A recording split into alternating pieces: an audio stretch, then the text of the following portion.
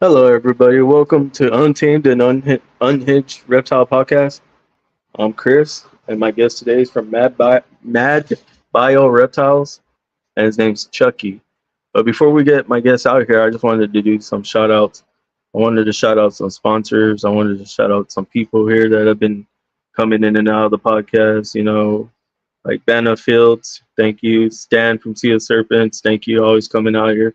Also, everybody else, I appreciate you guys. And then I want to say special thank you for the sponsors, Irresistible Balls. We got South Bay Reptiles. We got Blue Tongue Republic, CMB Reptiles, Reptile Crew. You don't got your merch, go get it. Don Romo's Mexican Restaurant, Hognose Hub, Stitch and Clothing. It's quite a few. And KC Reptile Labs, Ship Your Reptiles. I want to thank you all. Thank all of them for sponsoring the podcast. Thank you for everything you guys do. And let's go ahead and bring our guests out now. What's up, Chuckey? What up, man? What up? Thank you for having me, by the way. I appreciate it, man. I appreciate you, give me your time, bringing you on, because I know you said you were busy, bro. So yeah. I'm gonna give it to you from the beginning. The fact that you DM me so many times, I was like, yo, he is dedicated. I gotta give it to him. I gotta join the podcast because I suck at answering DMs. I suck at texting. I suck. I was trying to get it set up because I always try to plan ahead, and then I make the flyers, and then if you don't like the flyer, I'm like, okay, back to the drawing board, So yeah, that was. I appreciate that. Really good. Other people would have gotten mad at me. I appreciate that a lot, honestly. And I ain't nothing to get mad about. I know everybody has a job. I know everybody's working. Nobody got another life. Yeah. Same thing happened Monday night. I had a guest. She was having an anxiety an attack because she couldn't figure out how to get on here. And she was like, oh, I can't get on here. I'm just going to leave. I'm not going to do it. Or I don't think she said that, but I was like, she's like, let me help you out. Do this, do that. And then she got on. So very nice. You just got to have patience. Yeah. So go ahead, Chuckey. Tell us about yourself, what you work with, what you're doing. My name is Chuckey. That's my nickname, real name Daniel.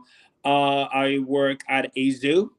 My main focus is reptiles, and that includes all three classes in Florida. So anything from non-venomous things like red-tailed boas to venomous snakes like black mamba, green mamba, gaboon viper, the cobras and all that.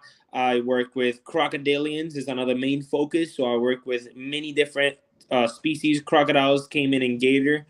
I work with monitors as well. We have three. I work with crocodile monitors, black throats, and Asian water monitors. I work with sailfin dragons. I work with tons of different reptiles. At the same time, I'm a social media influencer. So I'm mostly on Instagram as MadBioReptiles, and there I show all the things that I do with those animals mainly, but also I keep my own animals as well. I don't show those as much. I like to keep those things a little bit more private, just for my own enjoyment at that point. Yeah, me too. Yeah, that's how I am. And yeah, I have here California king snake, Texas rat snake, Gonocephalus chameleontinus, which is a forest dragon. I have an invasive species of amoeba that is found in Florida. I have one ball python, Brazilian rainbow boas, giant day geckos, crested geckos. I keep them outside too. Wait, keep crested geckos outside? Yeah. What? How does that work? I thought they didn't like the sun. So this is I'm about to break your brain with that. So We here in Florida have a whole bunch of people, right? And everybody follows the same rules. Everybody keeps inside specific temperatures and specific ways of keeping things. I'm against that. I do what people think is impossible. So the crested geckos, it wasn't my idea. There's this huge breeder, very well known in the community. His name is Ron St. Pierre. Ron has bred all species of monitors, anoles, like the Blue Beauty anoles. If you ever see those, uh, there's viral photos of those. He's the one that brought those out, and he keeps everything outside. Yeah. He keeps blue tongues outside, bearded dragons, crested geckos, emerald tree boas, or pipe, or is it green trees? I don't remember. One of those. Like everything he keeps, he tries to keep outside and figures out a way. So I was like, oh, why not? I literally just set up an enclosure outside with live plants. The sun hits it in the morning pretty heavily, and the aggressive gecko actually basks. That he comes Oh out. wow. Yeah, so all of those things outside, night anoles outside, rhino iguana outside. But yeah, I didn't like. I didn't like. They like basking. That's new yeah. to me. Yeah, I mean, not very hot temperatures. Like they don't like it really hot. And during the day, they have bromeliads and they hide inside the bromeliads. At night, it's crazy. They're like the most active out there. And not only myself, but other. I have a friend in one of the podcasts we do. His name is Yoshi. He also keeps multiple crested geckos outside as well as blue tongue skinks. And we figure out a way just to have them outside. They just thrive. They eat. They breed. All of it. And I'm like, you can go ahead and drop that podcast, bro, so we can check that out if you want. The what? That podcast you said you do, that other podcast? Yeah, so it's called Modern Reptile is the name of the channel, and then the podcast is called Reptiles With, and there we talk about all sorts of things reptiles, from breeding to like wild animals, which is my main focus. I love wild reptiles even more than the ones I keep, and there we talk about tons of things, like things that are supposed to be controversial. We talk about it there like it's nothing. Yeah, I know. Like if we talked about something controversial on here, yeah, I don't want you to get any of that. So like any of that, yeah. So my questions are pretty much gonna be like, do you plan on like reading down the line? Do you plan on making this a Hmm. job, like full time? What exactly? Like Like, keeping reptiles, breeding them? yeah, so keeping reptiles has been a thing for me my entire life. So I was born in Puerto Rico, and down there I kept all sorts of animals. Um, that that's a fact. He said, she said, That's outside all the time with no shoes on. Um, I've always kept reptiles ever since I was a little kid, iguanas, like little geckos and stuff. So keeping reptiles has always been a thing and will always be a thing. Breeding, not necessarily. Like I don't want to be a huge breeder, if that makes sense. I would like to breed certain things. Like I breed crocodiles at work. So like some of them I do like to hatch those out, and it's a lot of fun. Have a lot of fun with it. But for my personal gain, not really. Most of the animals I have, other than maybe the Brazilian rainbow boa or animals that are like yeah, not very often. You know, like if I have an animal like the forest dragons I have, they're very rare. Most people don't even get them to last a few months. So if I get to breed those, absolutely I will go ahead because all of the ones that come in are wild caught anyways. So I would be one of the only people that are like breeding those as it that are is. captive bred, and man, Yes. that's So so I don't for want a huge breeder, but I do want to breed certain things for fun, just for myself, you know? I'm actually gonna have to agree with her too. Like I watched some of your reels, man. I was like, man, I want to do what this guy's doing. And so I have a question, and correct me if I'm wrong. It's like, no, so like y'all have a wildlife part in the zoo, right? Hmm. And it's like different from the reptile like part. So what is for me? I want to know what is the difference because I actually got a wildlife person coming on because he actually lives in the wild and he catches like owls, anything that's out there like wolves, I guess, and stuff like that. And he's gonna come on, and he seems like he's a very highly intelligent scientist. I don't know, but the way he talks, that's just how he talks. So Yeah. Um, he's gonna be coming on the podcast next week. Mm-hmm. So I'm trying to figure out like what I could ask him Mm-hmm. about wildlife. So I'm trying to gather as much as information since like you work in the zoo. So that's why I was asking. Yeah. Like So what is the question? I like comparisons to wildlife and reptile, are they the same or not? What do you mean wildlife and reptiles? Like the I guess and what am I trying to say here? Are you saying like captive and wild, or are you talking No, like so like I guess the wildlife, like everything outside versus living in the zoo, is it all completely different? different like lifestyle? Like Yeah, like so. absolutely, yeah, yeah, yeah. Different, absolutely different lifestyles. Like if somebody's out there living like that, they know a lot more than what I know for sure. And me experiencing animals in the wild, like I don't do it like as often as I want to, but every time I learn so much more. Like, like do you keep animals or do you keep? I keep retics, I keep snakes, Right. bearded dragons, I keep a cicada taurus, day geckos, Mm-hmm. samboas, milk snakes. I had a Brazilian rainbow and she passed away, but I do have a mutistic rat snake. Very nice. So those animals you have, right? You're learning a lot while having them. Hmm. But there are some things you'll never learn unless you see them in the wild.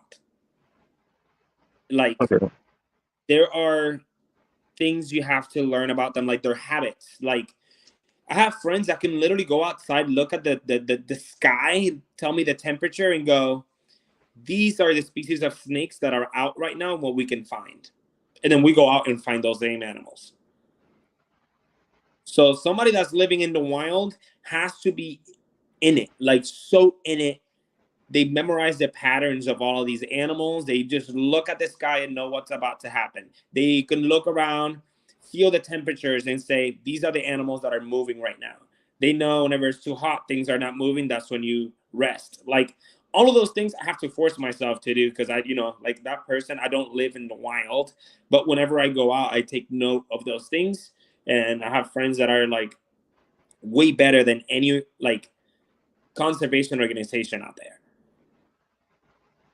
who also keep reptiles, by the way. Like we all keep reptiles as well. Oh, so you're saying all your friends keep reptiles as well? Yeah, most of them, like the people I'm talking to you about, like we all work with animals, like in the wild. We like finding animals in the wild, but we all keep reptiles as well, and we all focus on different things as well. Like some of them just focus on venomous snakes, other ones focus on monitors, and then we all come together and then go to the wild. Especially here in Florida, we have alligators, we have crocodiles, we have invasive species, we have Burmese pythons, we have boas, we have like all sorts of things, and we figured out ways to get together and go out there and find those animals. That's awesome. Yeah, so That's awesome. I it's very. want to.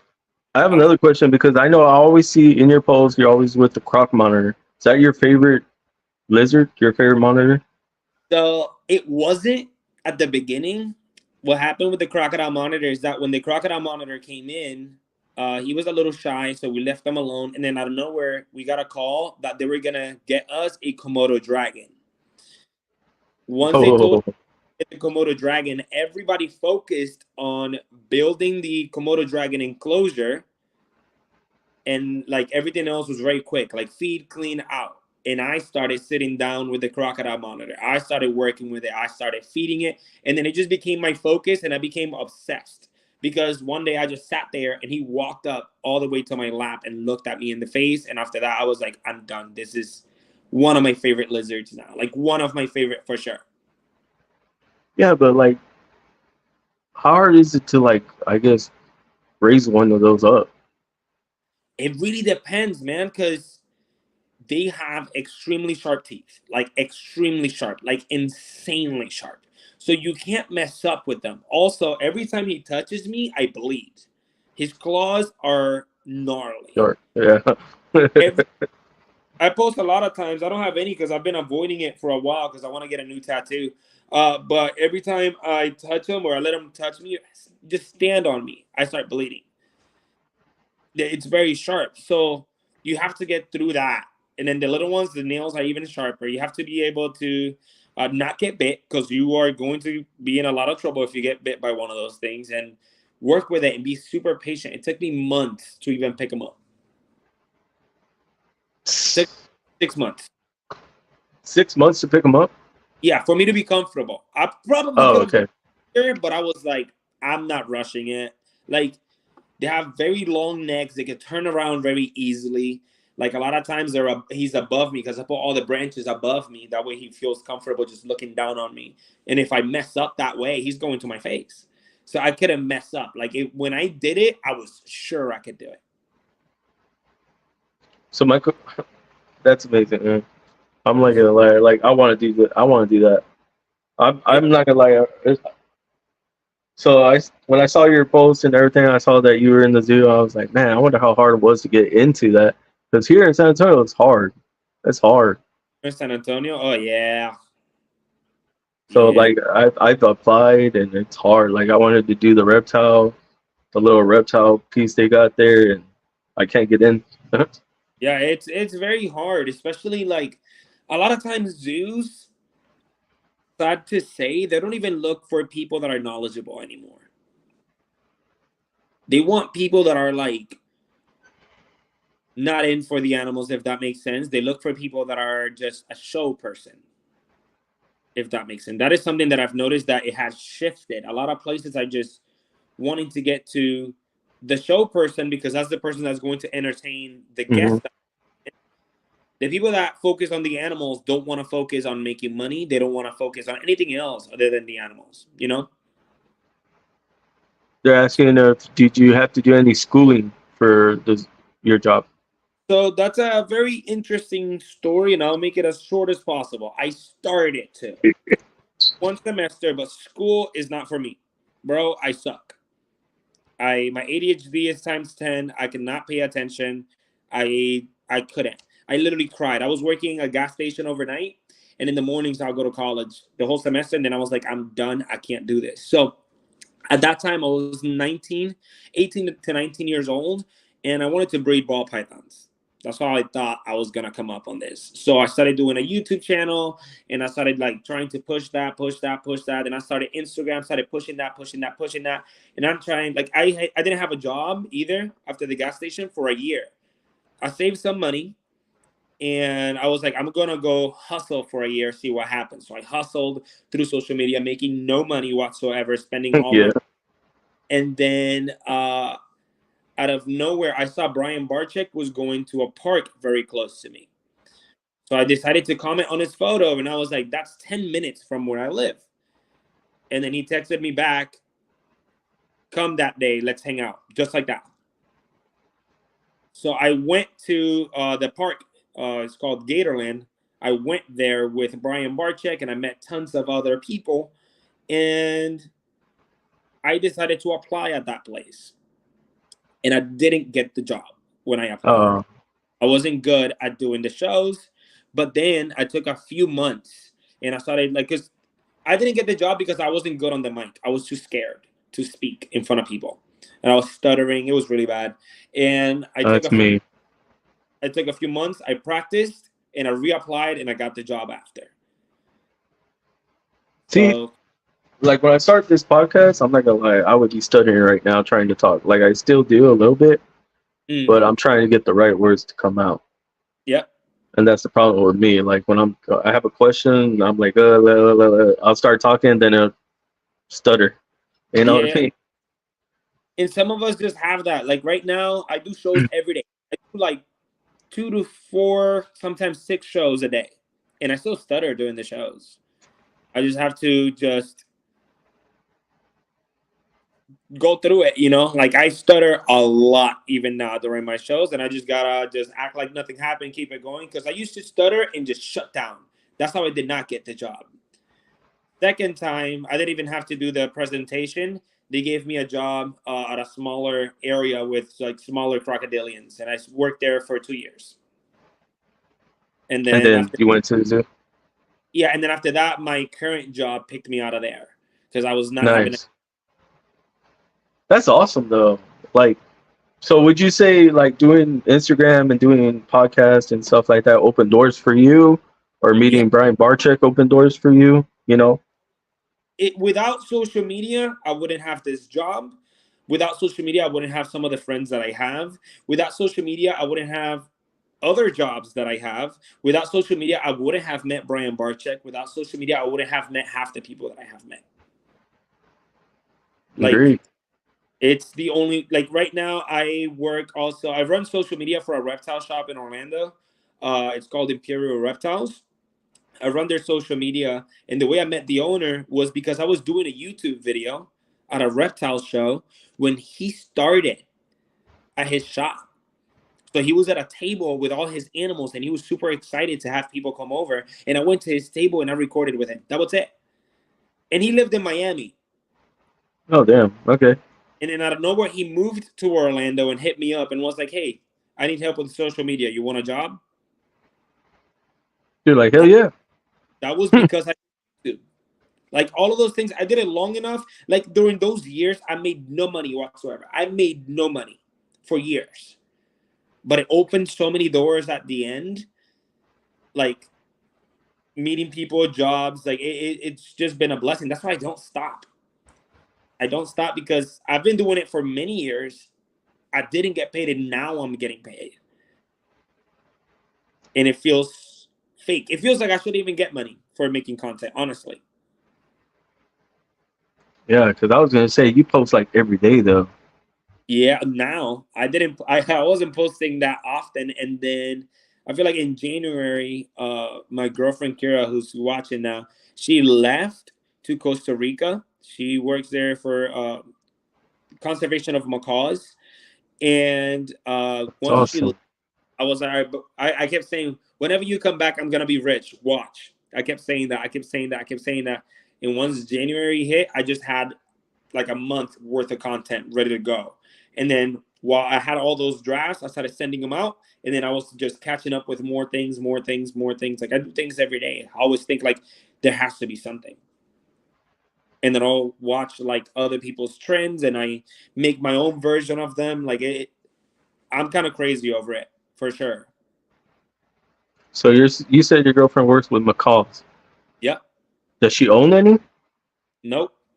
No. I Yeah. was gonna say I was gonna say let's bring her on here then. Yeah. Because I've No. been trying to get a bird person too. Like a lot of people don't understand. Like when it comes to, because the only reason I'm trying to bring all these people on here, so I'm bringing on like a wildlife person, bird Mm, life person. I'm trying to get the word out for USARK. Only one, because they protect the rights for our reptile, any mm, exotic animal at that. So mm, like it may be like a macaw is an exotic bird, owls are exotic bird, mm. wolves they're exotic, but it's wildlife. Yeah. So I'm trying to get like to explain to them like without USARK, if y'all don't like donate or help out USARK, let them fight for our animals. Because right now they're kicking ass. I'll tell you that. That's why we Yeah. haven't seen anything in a little bit. Yeah. I think for USR, this is funny that you, because I have a little hate love relationship with USR, but not the main USR, mostly USR Florida. We have our own. Yeah, I was gonna say y'all have y'all's own though. Y'all have USARK Florida. We have Yeah. the main USARK. Yeah. Because And I go at it with them all the time because I disagree with certain things, but we've also had them on our podcast. you're talking about is it Daniel? Yeah. Daniel, me and Daniel, Yeah, like, on the podcast, and we would argue all day long. We disagree on so many things, but then whenever it comes to, like, right now they're trying to build a road through a conservation area. When that was happening and we had to fight FWC, me and him teamed up and went out there.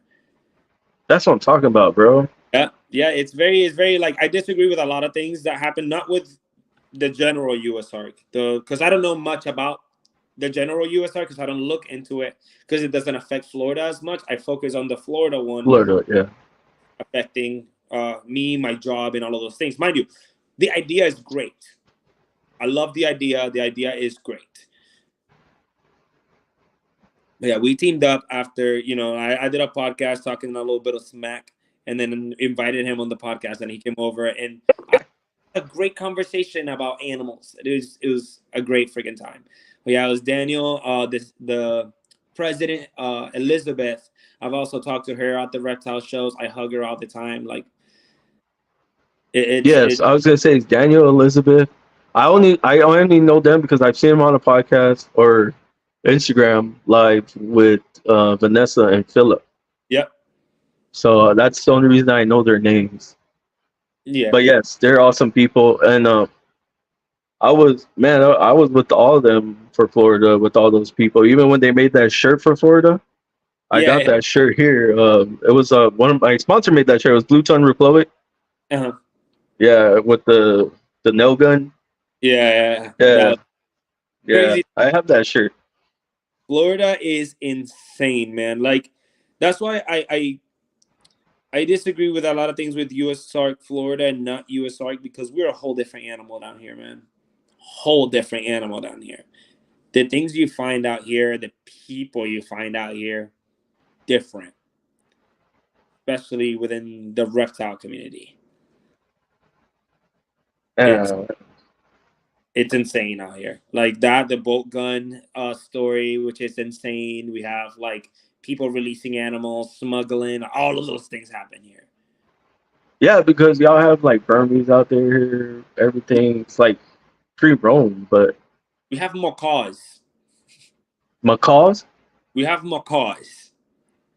now, or you Yeah, always had macaws?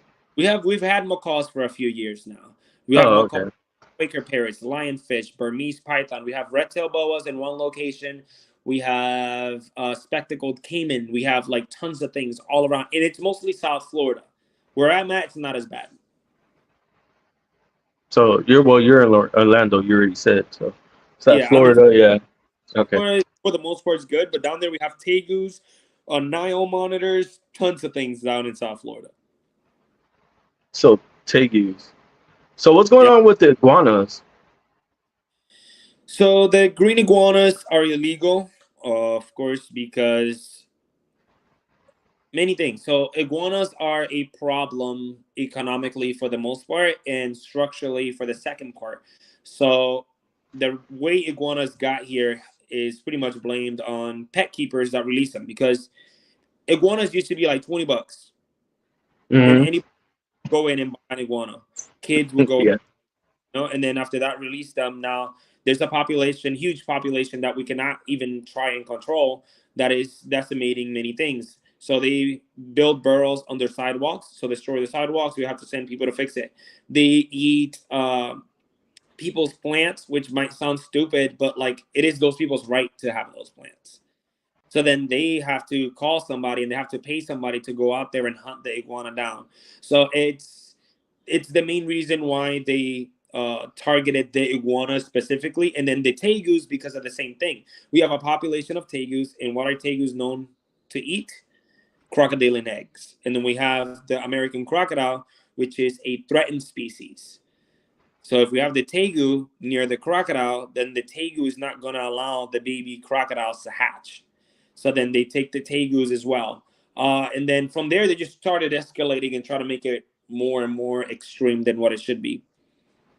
So she says. So hour wise for people who don't know, how far is down there? Uh, FLF. say like 2 hours and a half from me is where you start because it all starts as you go down. You get veiled chameleons. That's how it starts. Veiled chameleons, tokay geckos, smaller, easier things. And once you get down to Miami, Homestead, Hialeah, that's when you get your basilisks, nidinals, your amoebas, your rainbow whiptails, your boas, your Burmese, your tegus, your Nile monitors, your everything else. Appreciate it, Stan. Um, so my next question is like, has your job been rewarding to you, like working with all these animals? Like, Has it been rewarding to me? Yeah, I think when I started with the pet keeping side of it, I wanted to fit in so badly, right? And there was people that didn't allow that. They didn't allow me in. So I was almost like I get cast out, you know, like I had to do everything myself and learn things myself and push for myself. And I ended up in a whole different group of people from what I expected. And I learned so many more things that now at my job, I am so free to do what I want. Like I don't work at a place that they tell me, hey, this is what you have to do. I just clock in and I choose what I want to do. That's awesome. Like the monitor enclosure used to be bare. It used to be just an enclosure, flat ground, a log, and a water bowl. That was it. Me and my coworkers, we were like, yo, how do they live in the wild? Well, it looks like it's clay mounds. Okay, let's get buckets of clay, fill it up with clay, make hills, put plants, and get the monitor to dig his own burrow. He digs down there. In the winter, we don't have to take him out because it stays warm in the burrow. In the summer, he goes in there because it stays cool. Crocodile monitor. We decided where to put the branches, what water bowl we were going to use. Like we just choose everything. So it makes me extremely happy to go there and do that. Where I used to work, that wasn't allowed. I had to keep animals the way they wanted me to keep animals. I had to interact with them the way they wanted me to interact with them. So especially, I worked with a group of girls. I was one of the two guys, and they didn't like girls working with crocodilians up close. So because I was part of their group, I couldn't work with them up close. And then I Really? said, yeah, I said, That, hell no. Like I'm gonna break all the rules. And I taught myself how to train them. I taught myself how to desensitize them. So it's whenever you touch their teeth, I can touch the nose, eyes, ears, they come to their name. I taught myself all of that with the girls. that's awesome, dude. So it's I feel very free where I am at.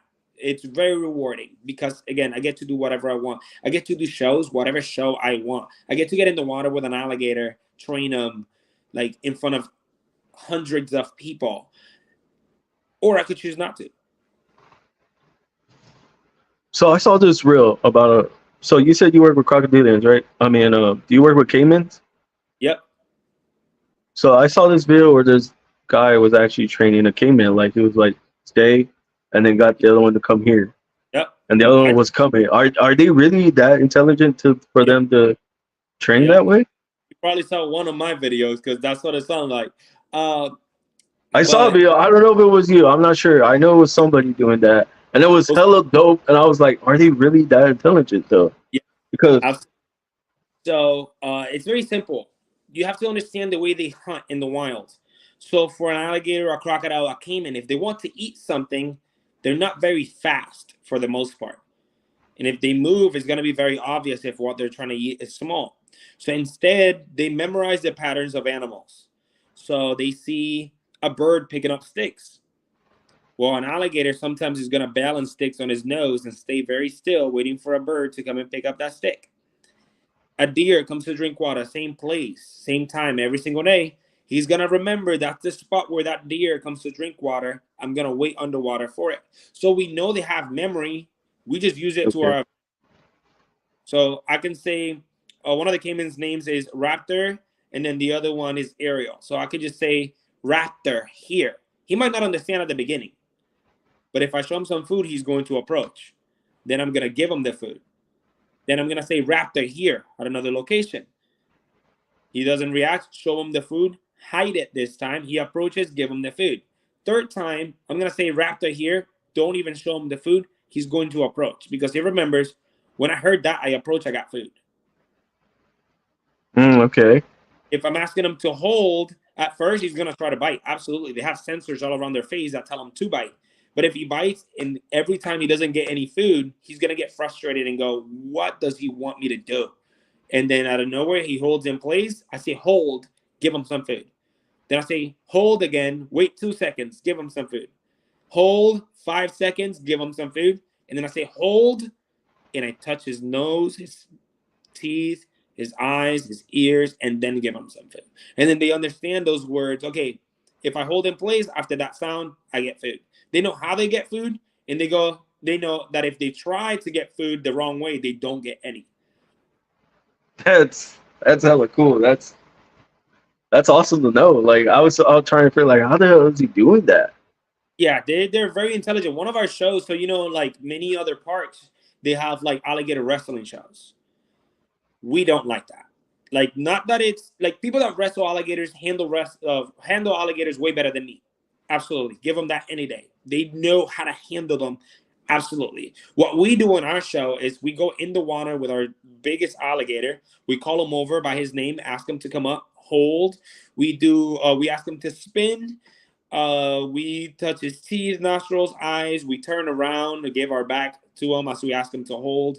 We get him to look like he's trying to get us. Whenever he spins, we put our hands in a certain area that he knows to jump to make it more exciting. People don't even know that we're training them to jump up at us that way. Oh, okay.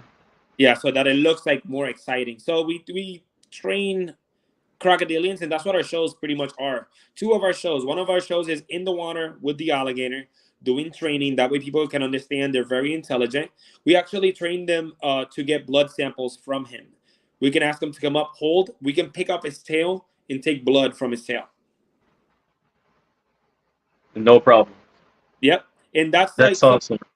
that's some of the stuff I'm gonna start posting now more of, because I wasn't cleared to do all of those things until now. And well, why now? Because your page is growing, or why? No, it's where I work. You have to prove everyone that you can do it. They don't just Oh, throw you. okay. Yeah, they have to be like sure that you're not going to die, because it's very dangerous getting in there. Like sometimes he'll choose to try and bite you, and you have to know how to react. So it took me 2 years to get in the water with him. Okay. So 2 years training. Ooh. Yeah, 2 years of training to be So able how to long get it. you been with your job now? Huh? How long you been working with your job now? 3 years now. Oh, so 2 years, then the year now with the croc monitors and everything. Yep, yep. Dude, that's amazing. I started right away. Yeah, but before that, I also did 2 years at the other park at Gatorland. So I have a little bit of experience there. And how long you been in the hobby? Oof. I don't even know how to answer that question. Like, it depends what you mean with the hobby. Like, Like if you with the, I guess the reptile industry, the community, the. so outside the Well, I community. know you've been in and out. So let me let me rephrase that. You've been in and out. Mhm, Um, what I'm trying to ask, or what I'm trying to get at, the question I'm trying to get at is that you've seen up and downs throughout the mhm, hobby, the industry, the community. I was trying to get at, like, what is your advice for someone coming into the hobby, working with reptiles, working with mhm, all these animals, that you work with? mhm. Like, what is your advice for them coming in? So I would say in the industry, as in like a community where I know people and people know me. I've kept reptiles my whole life, but where people knew me, and I knew people about 7 years.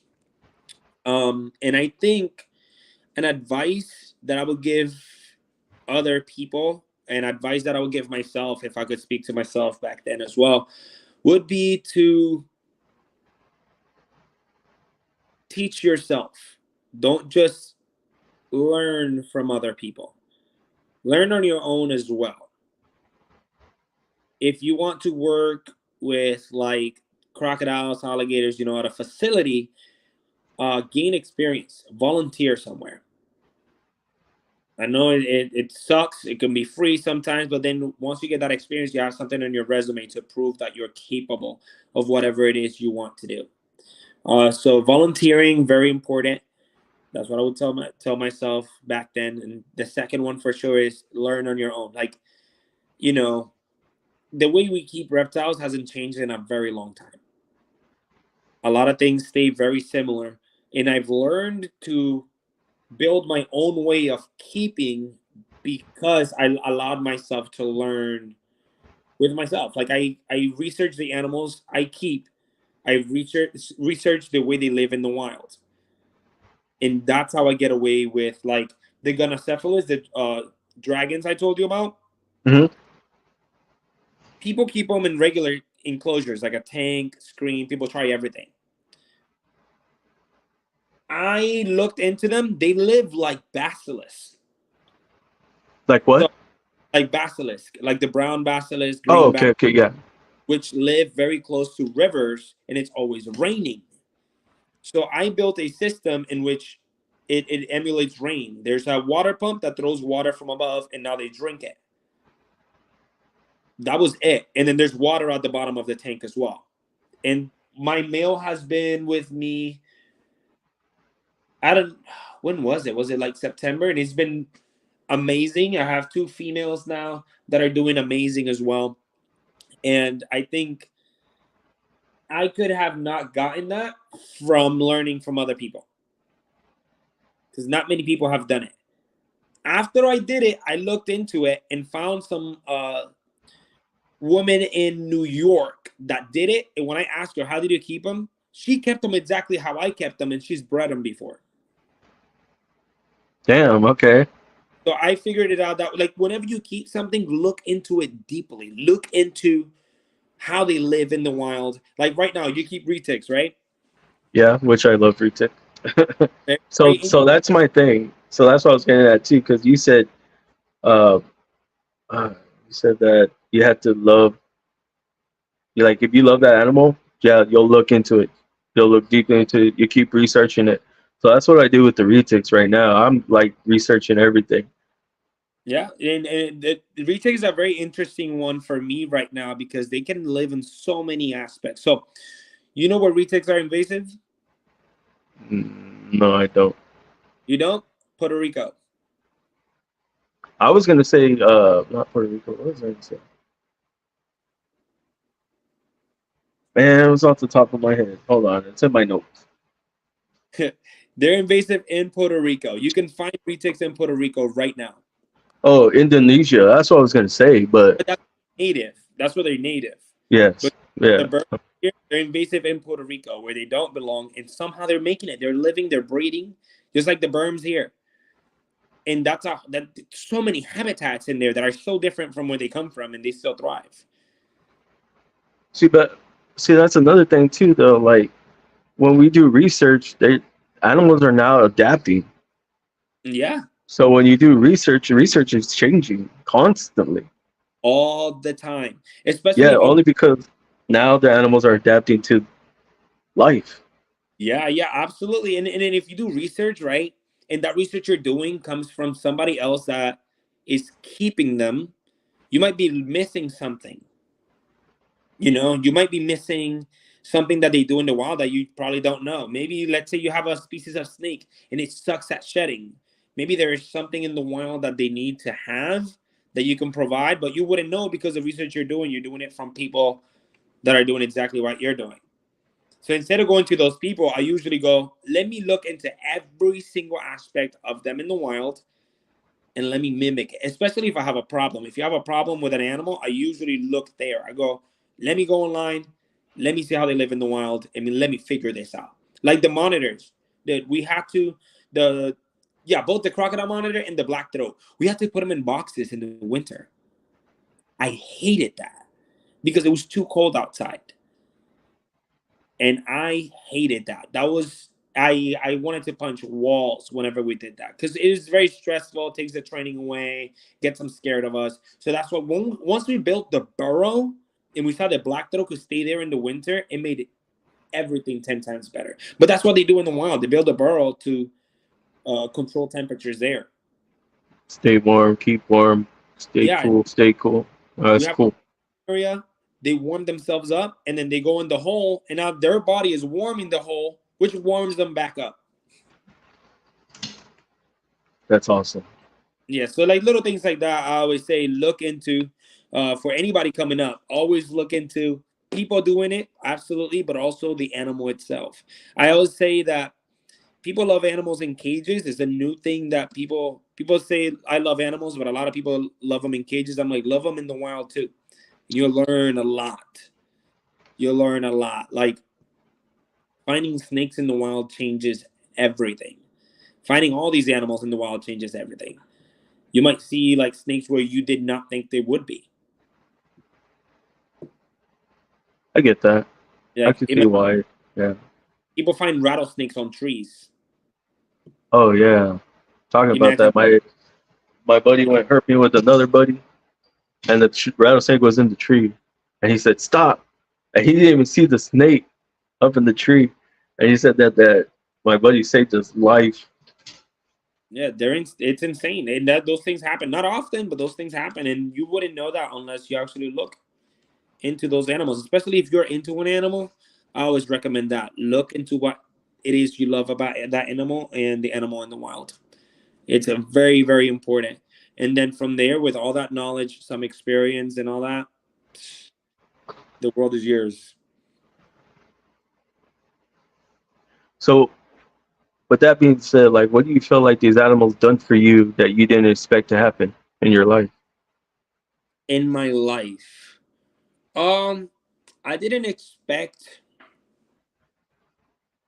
the when I got in, like in the industry itself, I thought I was going to be a breeder. And I would watch other people online and I would try and figure out how much those people were making. I was in it for the money. I wanted to make money. It's what it was. Like I Me love the too. always have, but I always loved the money, and I didn't exactly make it, if that makes sense. And once that happened, I stayed with the animals. I loved working with the animals, and now the animals are making me money. And I don't even breed, you know?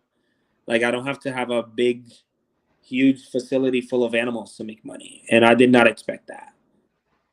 I did not expect to make, and I'm not rich or anything like that. I literally, I have one of my closest friends is my roommate right now, and we share the house, but I'm okay. I did not expect it to be like that. Right? As long as you got a head over your head, a roof over your head, you're good. Like, Yeah, yeah. I I, did not expect to turn out that way at all. Like young, I thought I was like lost. After I left out the previous job, I thought I was lost. The animal field does not pay, by the way. Let's start there. It does not pay. Everybody here is underpaid. I get paid. Oh, I get paid great in comparison to other places, but it's still not good. If you compare it, yeah, but it's still not like to live, especially in Florida. That's why I have to have so many jobs and so many things. And everything comes back to two things: social media and animals. Everything I do, social media and animals. I do podcasts, Instagram. I bring now plants to reptile shows. I do social media for a reptile store. And then I work with animals at my job, and I have animals here. So every day, everywhere, everything is animals. When I travel, the reason I travel is to see animals. I don't travel to see like ruins or like history shit. Nope. I would travel for animals. Like everything has become that. So I did not expect animals to make me money. appreciate like. So I want to say like you learn to appreciate the animal more than money. Yeah, yeah. Like I did before as a kid. Money. It was animals over money. I know at 19, my brain was just, you need money to get the fuck out of this house. And this, Yeah, you know, I get and that, but once I failed at it, I went back to, oh, I still like doing it, but I ain't gonna make that much money. So I got rid of most of my animals, and I got the job at Gatorland, and I started working, and I'm like, okay, this is making me a little bit of money. And I kept doing social media, and then social media made me money. Like I can right now, and this just happened. This happened to me 2 years ago. I went to Mexico. I mhm. posted things in Mexico, and Instagram started paying people, and I made $2,000 in a week. Oh wow, And I was like, oh, this is it. This is the beginning. So I started making a lot of money off of Instagram. And then they took it away. They took the whole program away, threw it to the trash. I stopped making that much money, and I freaked the fuck out. And I had spent all my money too. And then from there, they just brought it back. I've had it for like a week or so, and I've made a decent amount of money. And it feels surreal. I'm like, oh, it's not a lot of money, but I'm like, oh, I'm making money out of nothing, out of posting a picture.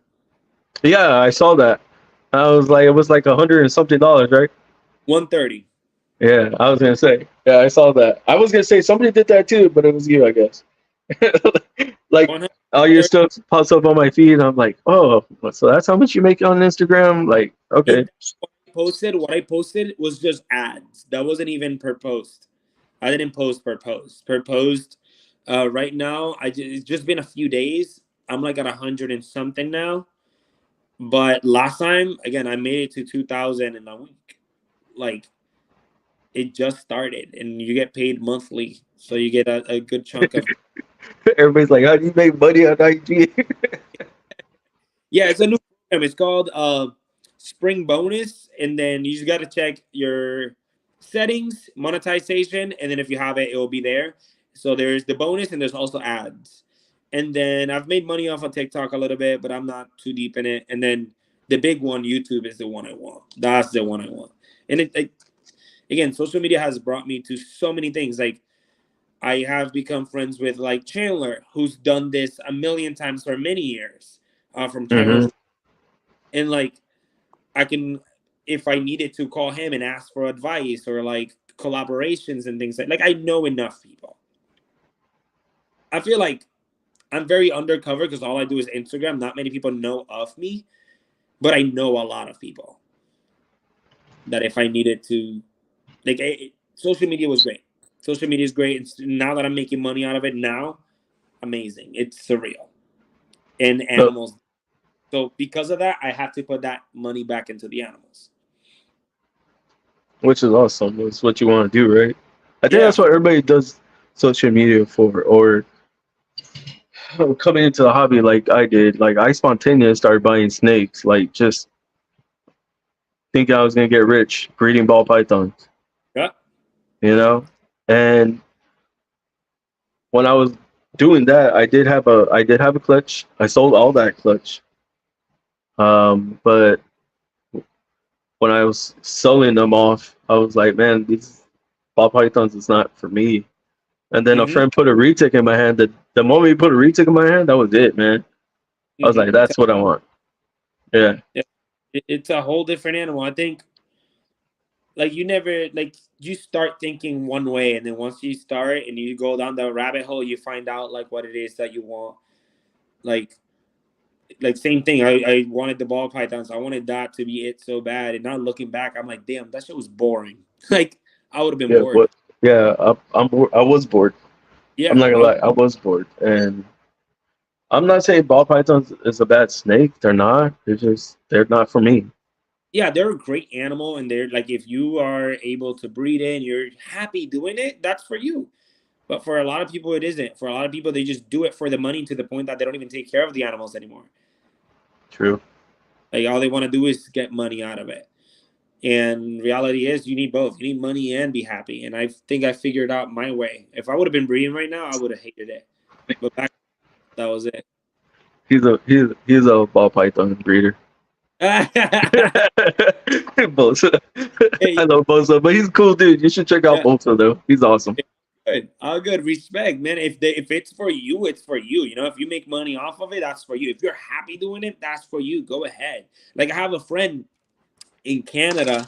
I didn't see him for many years. When I did ball pythons, he was doing it, and he's still doing it, bro. He literally came up to me last Daytona show, and he was like, "Dude, I just made 10 bands." I was like, "Holy fuck!" Off of ball pythons, 10,000. This guy just came from Canada to a show and made $10,000. But that's for him. He wanted that. He's Wait, happy. just breeding, nothing else? He doesn't like do anything else? Yeah, just a few snakes that he sold. Oh damn, okay. They must have been some high end snakes then. Yeah, it was like it's fuck. He worked at Mutation Creation in Canada, and Lord Alien is his name. I was like, Jesus, making all this money, bro. Like that's great, and a lot of people are good with it. They're good like that, and that's what they makes them happy. I wouldn't have been happy. I would have gotten all that money, sold all my shit, and done something else. Yeah, I would have too. And that's well, I got stuck. Now I only have like I want to say like 20 ball pythons left because I used Mm, to have 50, same.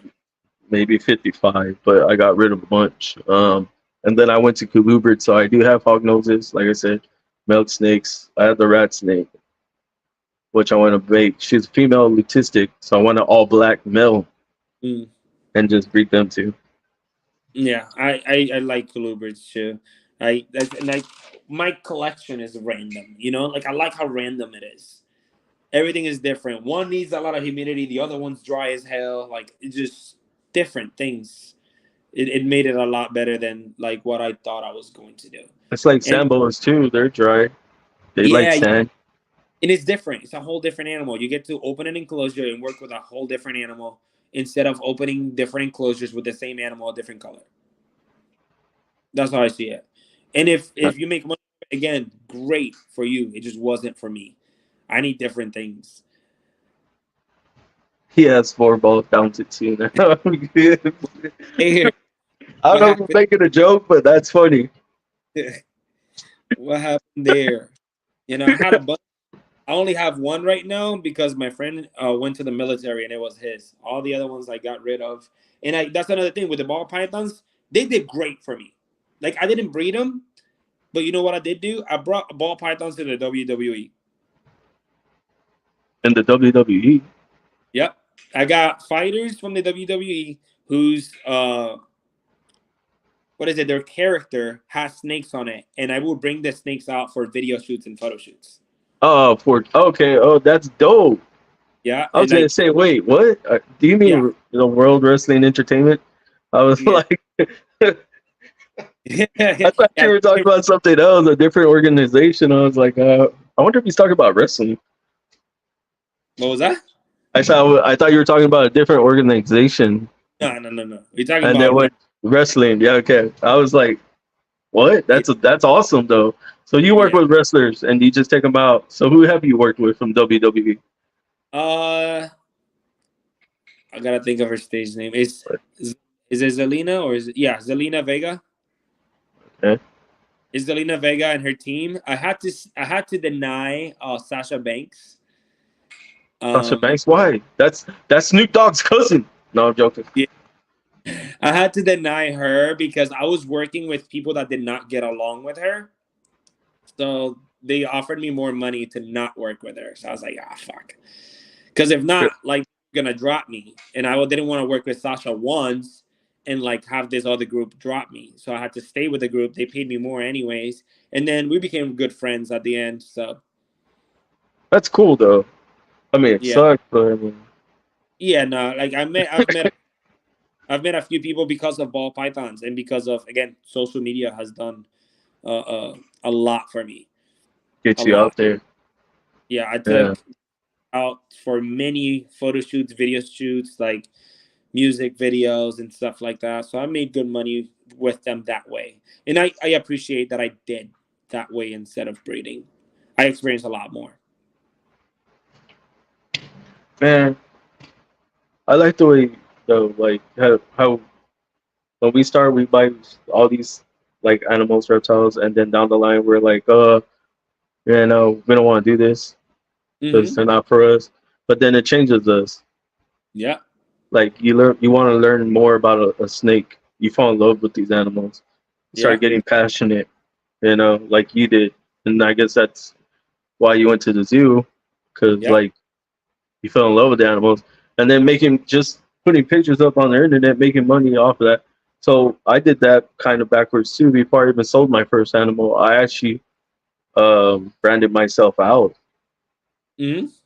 Like I branded myself out. So I had shirts, I had like underwear, women clothing, you name it. I have everything out there right now. Like if somebody wanted it, I'd be like, yeah, I'll send it to you.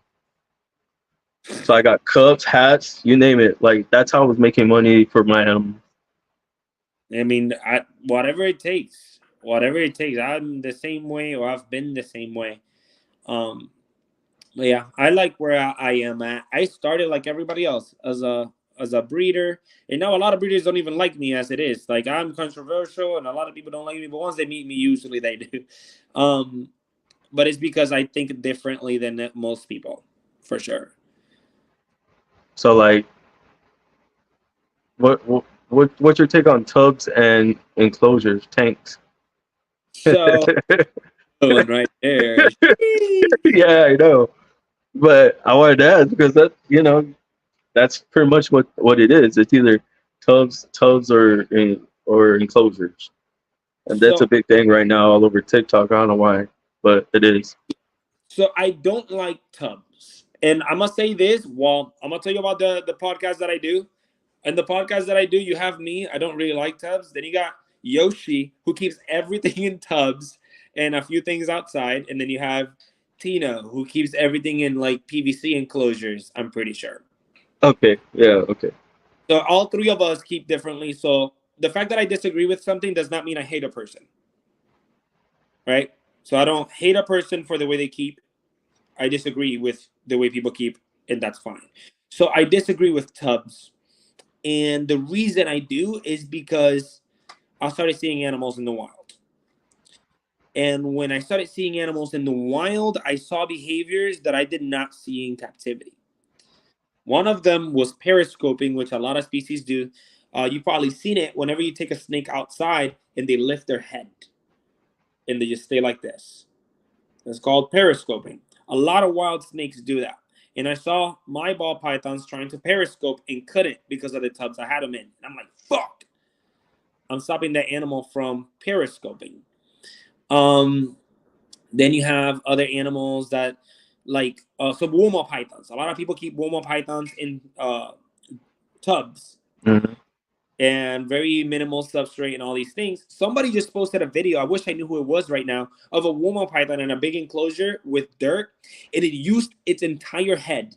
It made it into a shape of a hook, and it would grab dirt and build a burrow like this, with the head shaped like a hook.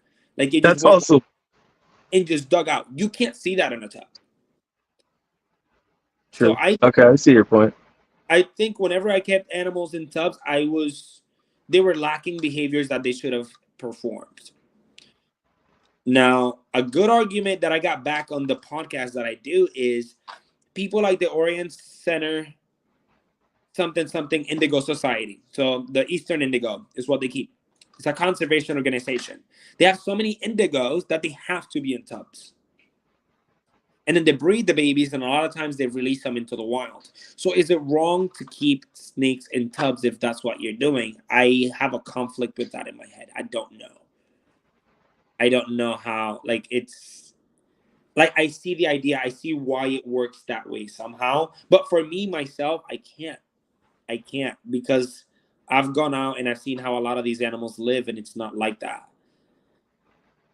See, but that's why you're different though, because you actually see how these animals live versus people who are just coming in, getting Yeah. started.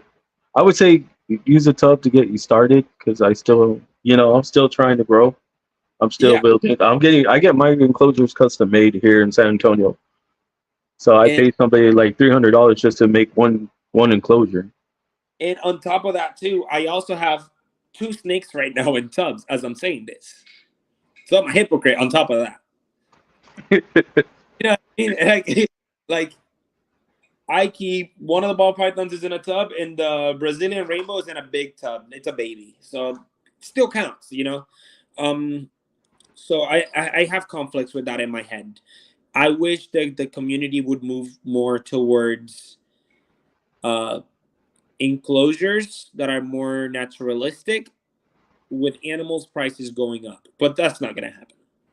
Actually, I would say I think that is actually my like it looks like it's going that way I because the way the community is actually starting to do that with like taking their snakes out of tubs, putting them in tanks now, enclosures, even ball pythons, man. Like if you like just zoom and look through there, you'll see people wanting to put plants in their enclosures, or they'll put plants in the tubs. Like I've seen that too, and that actually really works. yeah Um, they give them more enrichment.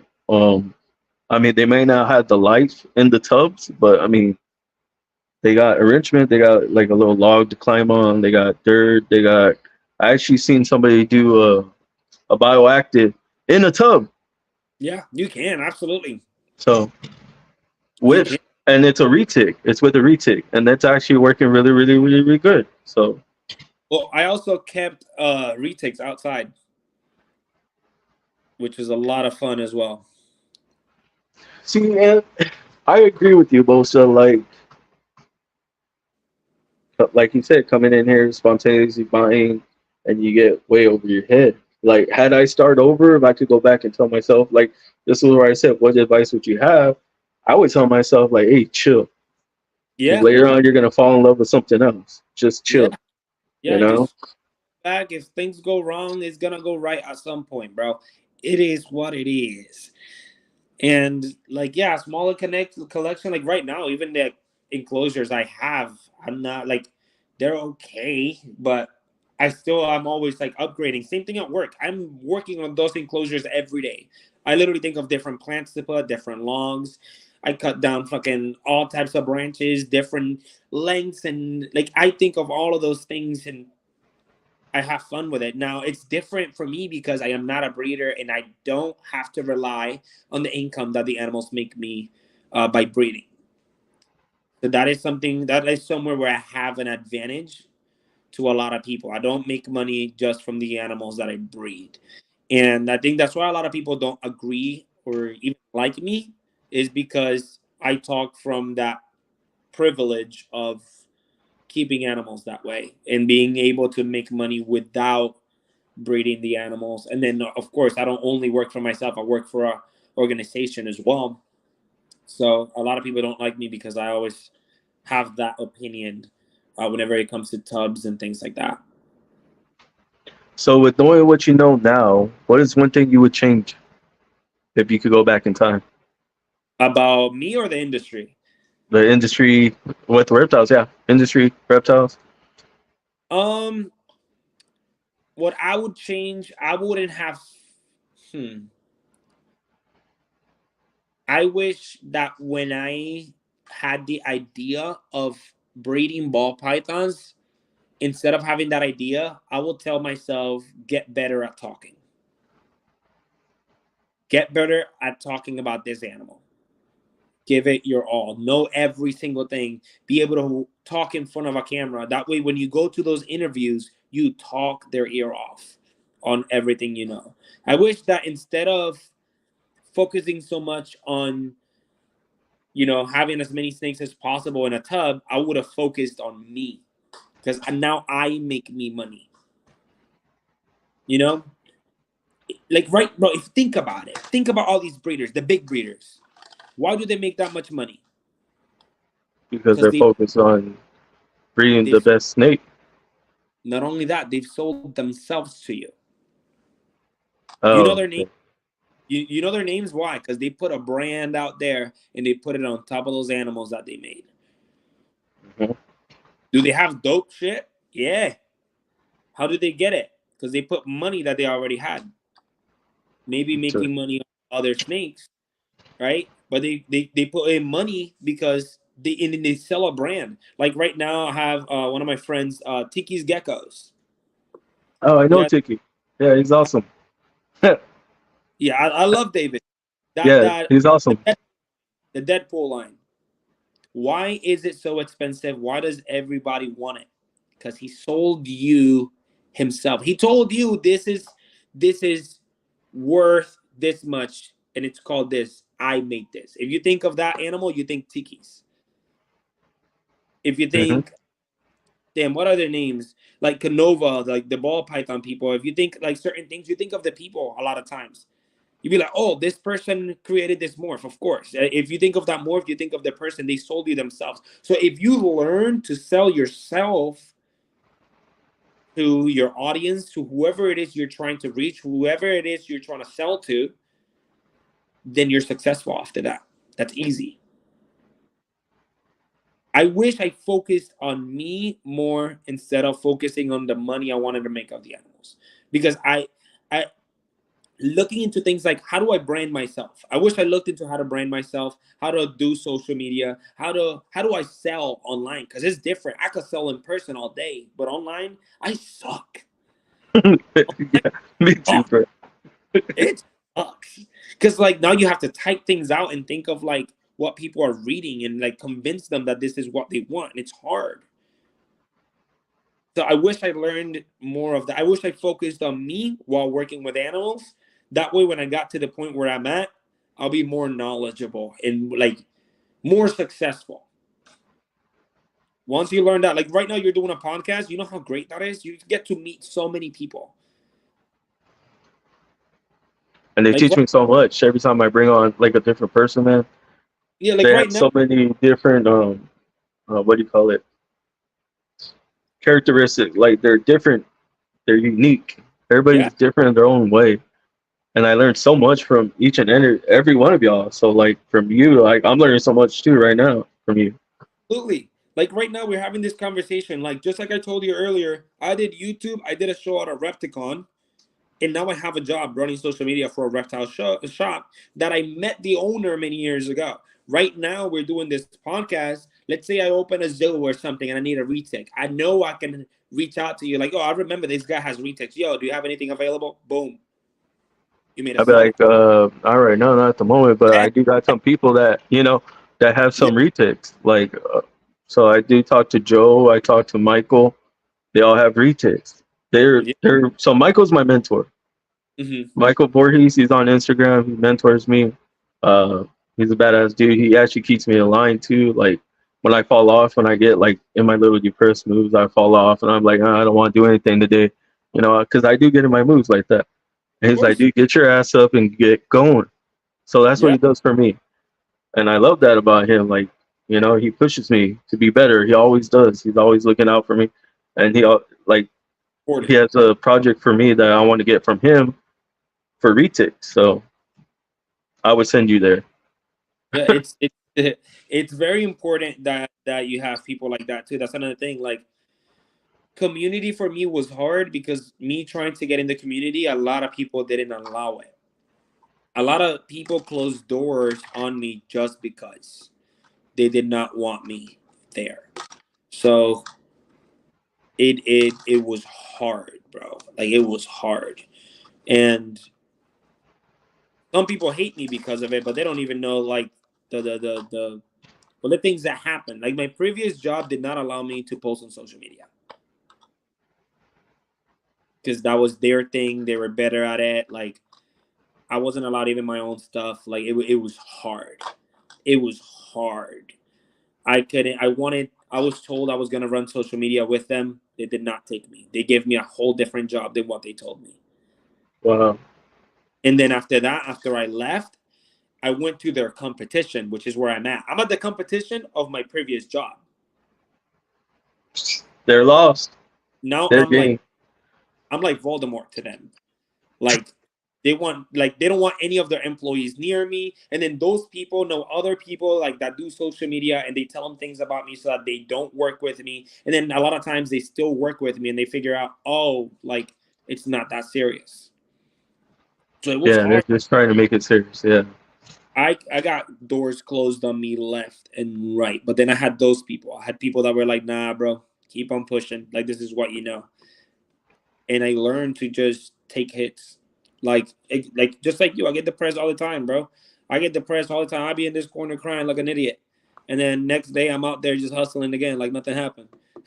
See, like before I even get to that point, though, I come into my reptile room and I look around. Like, would I be here if I stopped? Yeah, You know what I mean? yeah, you wouldn't. You wouldn't. You sit down and you're like, okay, what are the little things? Something my friend told me recently that I don't do, and I have to start doing. It's like celebrate your little wins. Like if you go in and you clean all the enclosures, just think about it. If you were depressed as hell, if you were sick, you probably couldn't have done that. That's a win. You got it done. So the little Yeah. wins. You bred something. It might not be exactly what you wanted, but everything's healthy. You won. That's a win. Celebrate that win, however it is. And started doing that here and there, and it works. It makes me feel better. Again, I get depressed, just like you said, all the time, and then come back up. I'm like, okay, what are the little wins? What are the good things that has happened? Because everything looks like shit right now. Let me look up what is it? What are the good things? And I look at the good things and I go, I'm not that bad. Yeah. Because if there's a will, there's a way. There's Yeah, and always a sometimes will. I forget all the things that I've been able to do. Like a lot of people would die to do a lot of the things that I've done, but it's become normal to me. I don't see it. Now, I want to say this too because, like, as we're on this topic, I started this podcast. I had started one before this, and my co-host left. Uh, he left, just got up and left. Uh, for reasons. I don't know why. I really don't. And then I restarted this podcast. And when I restarted this podcast, I wanted to do positivity, straight positivity. Just keep Mm-hmm. it positive. Bring people on, let them talk about themselves, show who they really are, because that's what I'm about. That's Yeah. what I'm really about. And when I do that, I meet a lot more people. They'll start Yeah. messaging me, be like, "Dude, you're awesome. You're amazing. Like what you're doing." Like yesterday, I had the ladies podcast, and it was just all ladies. They're like, "I appreciate you for giving us a platform to actually come on and do a podcast with just nothing but women of the reptile community." Mm-hmm. Very You know, important. so what I what I like too is like doing all of this, and then them like reaching out and doing all of that. And I'll get little gifts in the mail. Like I always talk about this necklace because on the back of this necklace it says "Never give up," and this came from the community. They sent me a gift, Very nice. and it's "Never give up." And at one point, I wanted to give up. Yeah. It's hard, man. I'm not gonna And lie. Trying to podcast, trying to figure out what guests I'm gonna bring on next. Is it hard for you guys? oh, the thing with us, we made a rule that we don't want guests online. We have to do it in person. We haven't had one in months.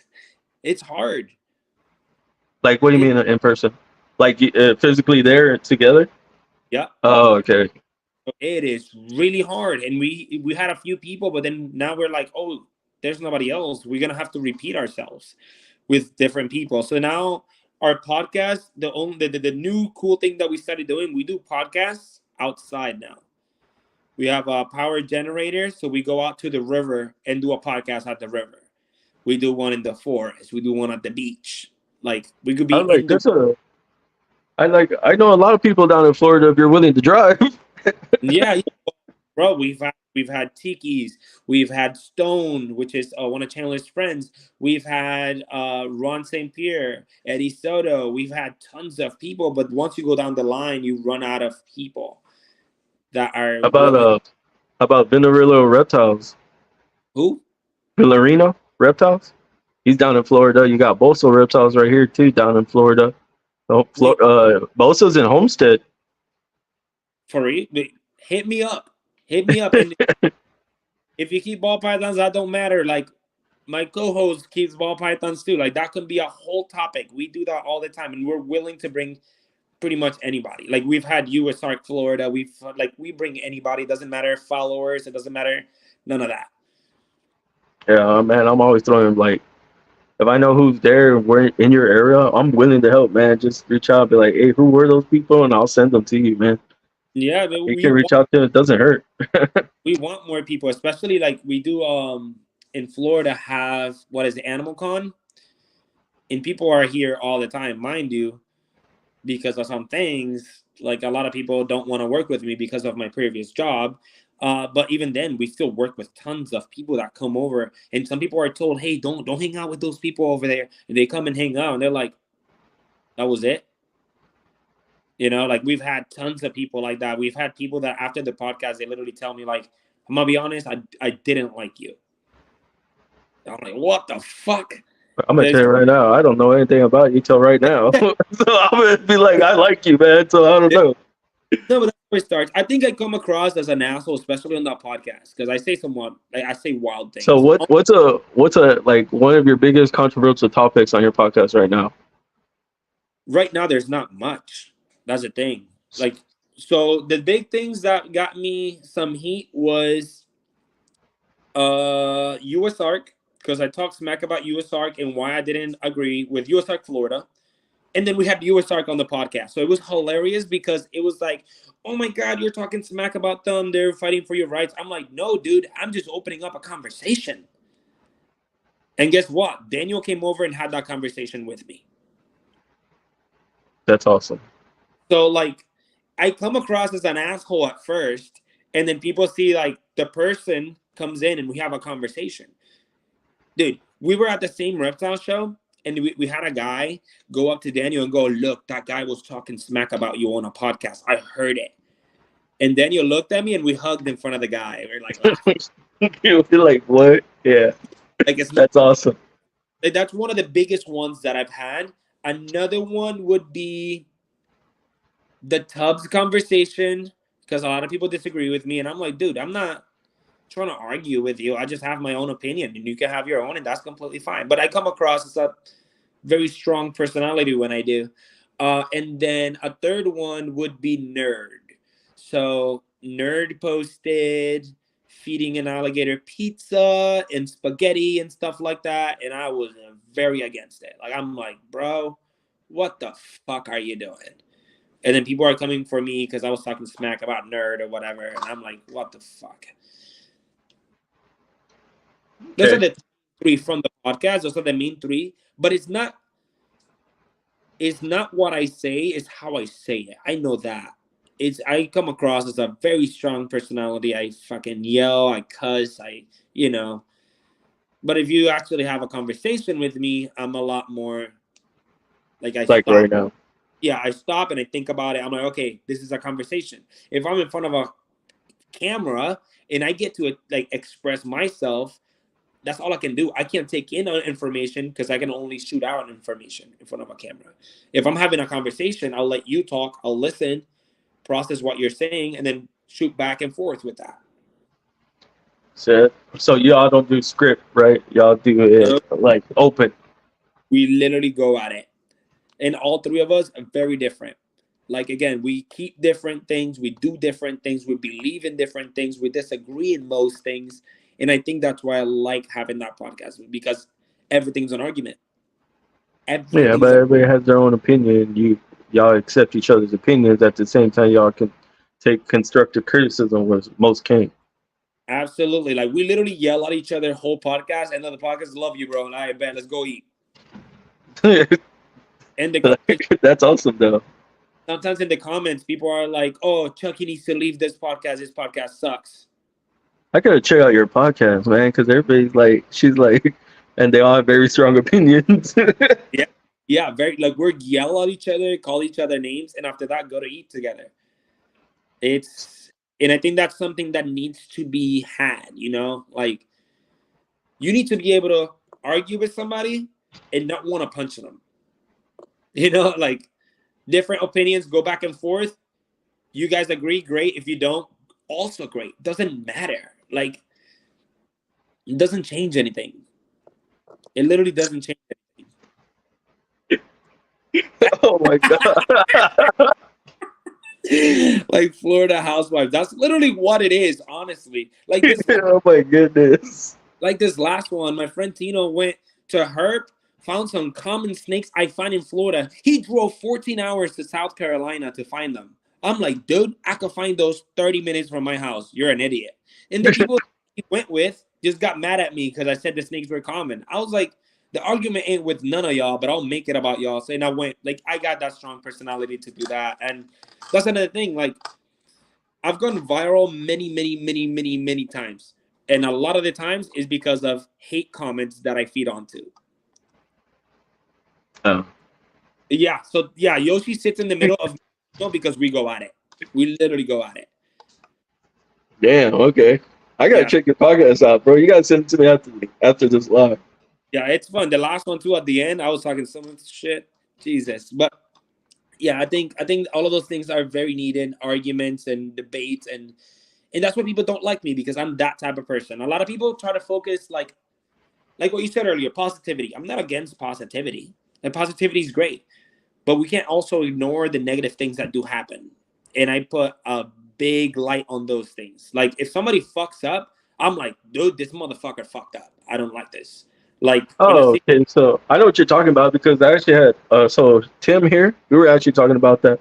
Like we're all for positivity, but when somebody fucks up, he does. If somebody fucks up and calls himself out on it, then cool, Yep. and he takes constructive criticism to fix it, even Yep. better. So leave the guy alone, right? But like were you there for that Samson thing where he? Yep. Yeah, see, that deserves to be called out. That deserves to be talked about, like things like that. So Those are our I'm biggest. We're Samson's talking about Samson.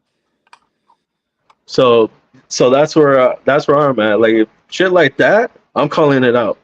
But I Mm-hmm. try to stay positive for the most part. Like I stay in my positive bubble going through here. You know what I'm saying? Yeah, yeah, and But that's the way to be. On the podcast, we talk about mostly positive things. If something horrible like that happens, oh, I'm roasting and I'm saying the wildest things I can say because that's how I feel. That's oh, literally he sent me your podcast. I was like after the live, Bosa, or what is that? Yeah, that's your line. Yeah. yeah. So yeah, I just go off in those things. So like right now, well, not right now. During the God, look at that. Yeah. Uh, During the whole boat gun. No, not the boat gun thing. So there was an operation called Operation Viper, which got a whole bunch of people arrested within the industry. Some of these people are the people that provide animals for the rest of the industry, wild caught animals. That's Tim. Yeah. Tim's Uh, cool guy. You got me so in too. cool. So they arrested all those people, and dude, everybody was quiet about it. And I'm like, what the fuck? Why is everybody quiet about it? When I look into it, there's a whole bunch of reptile people doing business with these people. And I'm like, what did they get arrested for? Releasing invasive species. So Hmm. animals that they sell, they would release them.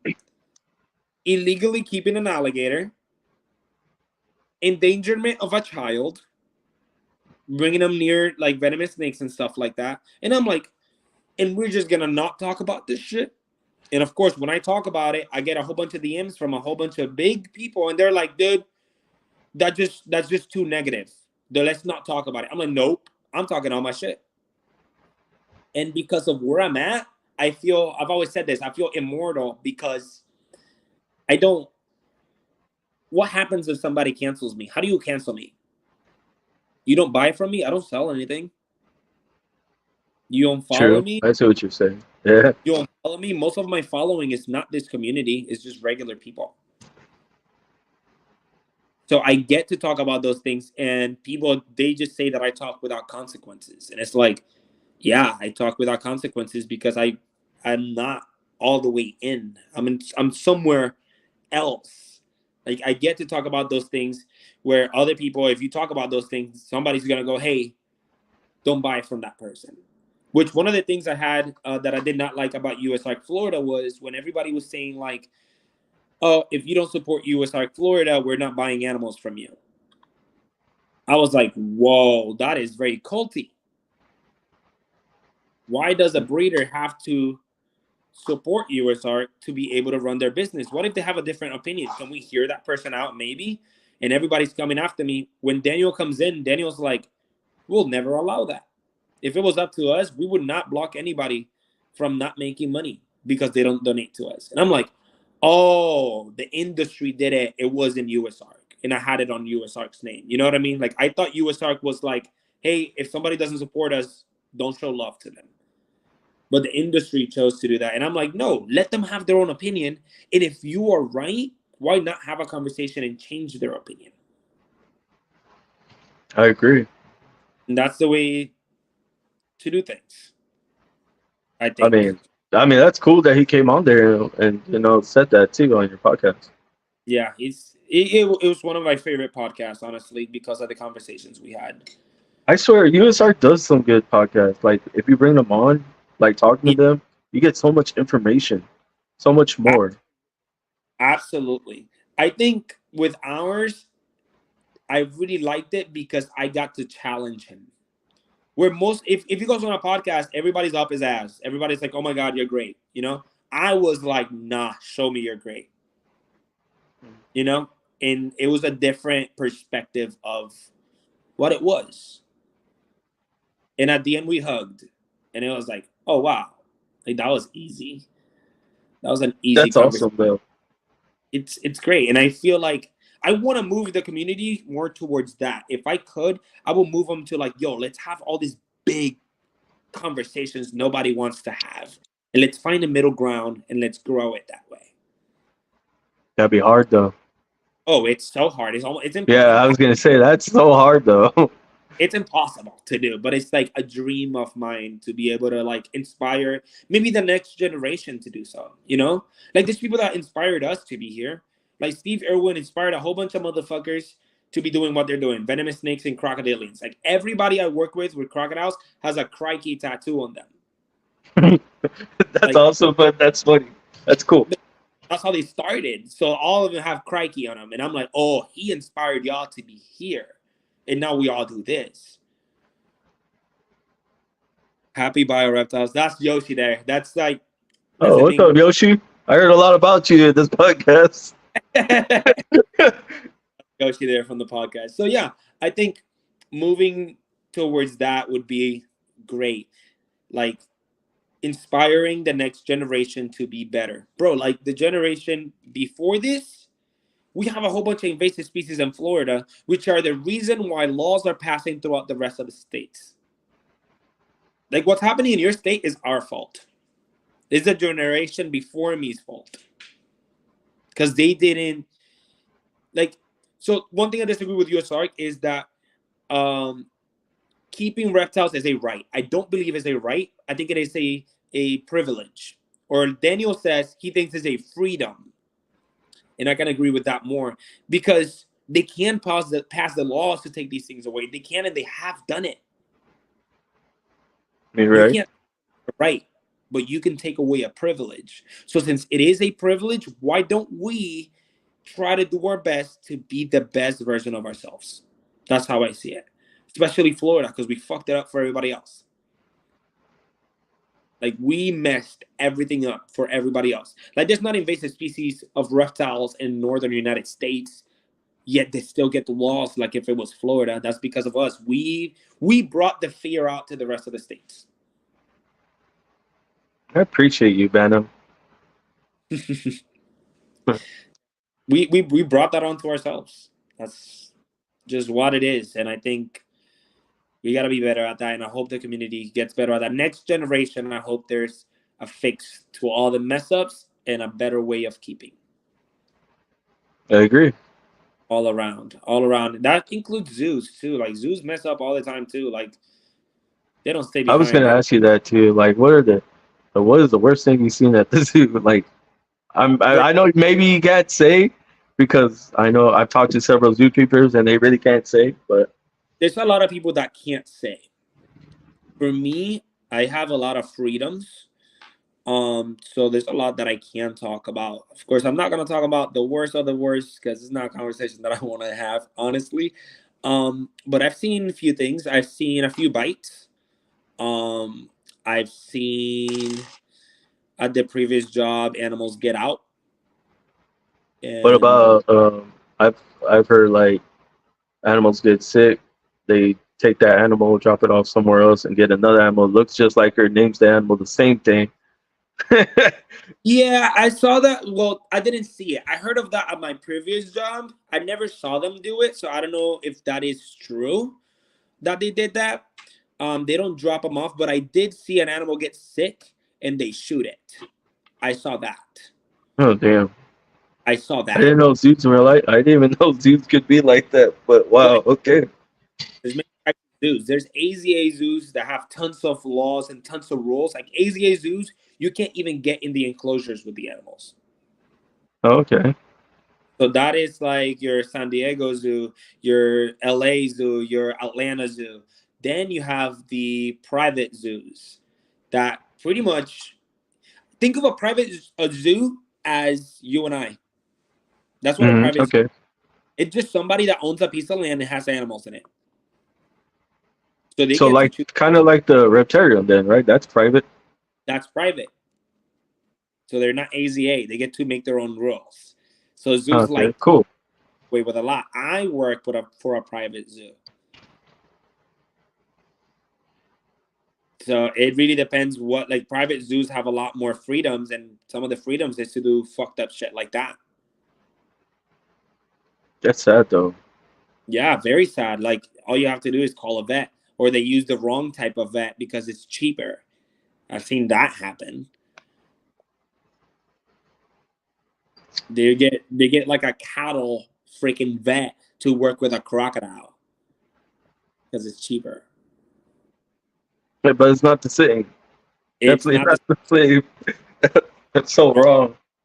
it's not the same at all, dude. I've seen like vets Oh, like. so that's another thing I gotta tell you too right now before I forget because it just came to me. Mhm. Remember I told you about my buddy Michael? He's also a zookeeper. Well, he worked with the tiger keeper, the Tiger King, or what was his name? Yeah, Joe. Yes, he worked with Joe. So Hmm. he does have big cats. So you should. That's what I'm saying. Y'all should talk, and I think y'all be like hit it off, and you can have him on a podcast because he's like you, man. He has very strong opinions. Like I think he would make a good podcast for you. Yeah, you should Probably. reach out to him, but he's only online though because he's here in Texas. Oh, he's in Texas. I mean, unless you do like a pre-recorded thing, I don't know, but he Yeah, would make a good podcast for you guys. we're about to start traveling with it, so we could go over there. Well, that's where I'm at. I'm in Texas, so if you come by, let me know. So I want to go to the West so bad. So bad. I've done too much of the East already. I want to go Texas and on all the way to like, I don't really like Cali, but like Arizona, Utah. Man, dude, can you believe we already hit the hour and 40 minute mark? Yeah. Bro, I didn't think it was gonna go that quick, but it feels like it was only been 30 minutes. Yeah, it's been a minute. Been a long But I'm minute. gonna ask you two more questions, and then we'll, head on out of here, brother. Okay, cool, cool. Yeah, Reggie. I like Reggie from Urban Jungle. Oh, I didn't know that, Oh, very but I interesting. like Reggie. Yeah, I know who he is. Okay, so my first question is, what would you want to be remembered by, like, in this hobby? Like, how would you want to be remembered? That's my question. Oof. Um, I want to be remembered as someone who tried. I want to be remembered as someone who accomplished the things he said he was going to accomplish. And I want to be remembered as someone great, I would say. Which I think I'm not in the wrong and I'm not in the right path for all that, but because of the I don't feel industry. like I am either, brother. Yeah. Yeah, like I'm not there, nowhere near, but like, whenever you see people like Steve Irwin and Brian Barczyk, like the things they did are fucking great. Mm. Like they did great fucking things. They were the first at many things. They were the first. I mean, Steve Irwin was one of the first people to go on TV and kill it. Brian Barczyk was one of the first people to go on social media and kill it. And they both built enormous businesses that benefit other people, like the Seaquarium, the Reptarium, Steve Irwin Zoo. Like all of those things are just like fuck. That is greatness. I wish to have greatness for sure. Me I too, wouldn't. man. I wouldn't do a zoo. I ain't gonna say all that, but I wish I had something that I can leave behind, big enough to say I was here, and people can go and say, "Holy shit, this motherfucker was here and he did this." Like if I I like could that. in forest and just say I saved this fucking forest, is under my name, goodbye, I'm dead. And every time somebody goes to that forest, they go, "Fuck, this one guy bought this property, and now it's just saved for animals to live in." Something like that I would do with like trails and stuff. I want to be remembered. I want something big. I want to be remembered for something big that I don't have yet. That's my girlfriend there. Hi, Kira. Say you are great and will be even greater. I agree, bro. Like I'm just Hopefully. talking to you through this episode, yeah. You're gonna be awesome, bro. Hopefully. Like you're amazing, bro. Yeah, same to So you. You are where I started, and it just goes up from there if you keep pushing, bro. That's how it is. so like my next question is so simple, bro. It's like, what do you think of the podcast so far? What was that? I said, what do you think of the podcast so far? So far, so At the beginning, I did not know what I was getting into. Like 10 minutes before, I looked at a few pods, like pieces, like the one with the other woman. I looked at. I was like, okay, what am I getting into? When I saw that one, I was like, these are all ladies. What am I looking at? And then after that, I watched some of the other ones, like pieces here and there to see what it was. And I think you're doing great. I think there are a lot of people doing the same thing over and over again, and you're not. And I think that's a way to stand out. That's how you hit whatever goes up, right? So, like, one of these days, you're going to hit that one topic, and that topic's going to get you to come up. Oh yeah, you know. I bet you. I'm not gonna always. I'm not saying I'm always perfect, but I know that topic's gonna get me. I know one day. I Yeah, know. well, it shows up. It just shows up, and you feel it in your bones. You're like, oh, here it is. Yep. And because so much, that's how you hit it. A lot of podcasts, reptile podcasts, are outdated. Like, a lot of people talk about the same thing. What morph this? What morph that? If you only talk about those things, you are not coming up, or you're gonna have a limit. But if you expand yourself, like right now, you're talking to me, I'm out in a whole different field than you, Hmm. and now you expanded to this field, and now you're gonna reach people from my field into yours, and then you go hit up another person that's in another. That's the best way to grow. That's how you become immortal. That's what I call immortal, because you don't give yourself a cap. So I think you're doing great with that. I appreciate that, man. Thank you.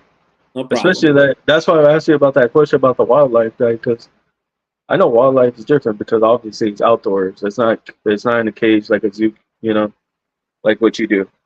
Yeah. So that's why I was like, well, obviously they're adapting out there in wildlife, so that's a whole different thing. But yeah, so trying to figure out what am I going to ask this guy because like I said, he seems highly intelligent and he's going to come on the podcast. He's like, I'm going to check out some podcasts from you and then I'll let you know. And I was like, cool. Cool. Hey, if you get him, just look at his stuff. He'll know. He'll know what to say. That's what I did right before I jumped on here. I was like, man, I got to go back and look at his feed. He loves croc monitors. He likes working with lizards, nothing but monitors from what I see. Yeah. Yeah. But yeah, man, that's exactly what I just did too. So that like I try to do a little bit of homework before I come on here, and I usually try to just go in the moment too. Like when you were talking about your podcast, I didn't even know you did your own podcast. Which you gotta send me all your information after this, so I can put it in the description, so I can add that description because I didn't get to, Mhm. because I was waiting to. And you know what? Right now, go ahead, plug yourself. Did I even let you plug yourself? No, but it's fine. It's MadBioReptiles on Instagram and YouTube. I haven't posted in a minute, but I do post some shorts here and there. Then we have Modern Reptile, or Reptiles with Podcast, on YouTube and every other streaming platform. And then I also run Imperial Reptiles, and that's pretty much it. That's awesome, man. And you Yes. want and you want to know what's funny? Because I reached out to another guy, and the guy was like, "Bro, I'm sorry, I thought you were a scammer." I'm like, "What? Like, how am I a scammer? I'm like asking you to be on a podcast. Like, I send him your flyer, and he's like, dude, I'm so sorry. I thought you were a scammer. I was overlooking you. Like, he was like, I was just toying with you. He's like, my apologies, bro. I didn't know you were real. I was like, yeah, Yeah. bro, I'm real. I got a real podcast, like a legit podcast. Like, if you want to come on, let me know. He's like, yeah, I do. He's like, I'm so sorry. That's But first that time. shit happens though. I Yeah. mean, like you didn't know anything about me, and like you came up on my feed, and I was like, this dude's badass. Yeah. I just got a DM and I was like, yeah, I'll do it. Because I don't Oh discriminate. yeah, I always I, say I need a logo. That's what he's talking about. Need a Yo, logo. they do be asking that. They do be asking that. Oh, he's talking about the people that say, "Do you need a logo?" Those are scammers. Yes. Okay. Yeah. So But yeah, I don't. I do when I do a podcast like I did to you. I was like, "Hey, I need a logo for the flyer." You're like, "I don't have one." I was like, "It's all good, bro. I got you." I'm like, okay. Like, again, you did really good on the DMs, because I literally suck. I literally told you, yes, I'll do it. Let's figure out a day. And I suck at texting, DMs. I suck at all that. So the fact that you Um, kept, I was like, damn, he gonna get this podcast. appreciate you, man. Appreciate it. Like I said, but that's it, brother. I appreciate you coming on the podcast. No Thank you. problem. No And problem. on that, before we get on out of here, brother, I always like to let like the people at the end of the pod leave a positive message for everybody watching. So you want me to leave a positive message? Yeah, for everybody watching, Okay. for your followers. Positive message of the day is do not think about what people think of you. Think about the things you think of you. If you think you're great, you're fucking great. If you don't think you're great, how do you become great? Do those things. If you think that if you try something, your friends are gonna make fun of you, those aren't your friends. Simple as that. Meet people that meet your requirements, meet people that want to see you succeed. That's it. Oh, dude, I like that. I'm not gonna lie, I really love that. That was good. No Um, problem. before we go though, I want to show you my babies because they're in shed right now. So that's one. Or retake, yeah, fire. I gotta send you the guy that catches them in Puerto Rico. Yeah, that'd be dope. Yeah, he catches albinos in the wild. In the wild, Yeah, albinos. yeah, Does he have the page on Instagram? yeah. I'll send it to you. Hell yeah, that'd be dope, bro. I appreciate that. And that's like what you can fly there, and then like I hit him up, and he's literally ready to go catch them in the wild. That's awesome. It's insane. Very So nice. okay, I'm gonna talk to you after the pod. But yeah, I got you. But on that, y'all have a good night, everybody. We love you. No, always lift each other up, and make sure Absolutely. you reach out to your loved ones because you never know how much they need to hear your voice. I mean, you know, just be there for everybody. Keep your head Absolutely. up and always go to the top, man. Y'all have a good night. See you. Peace.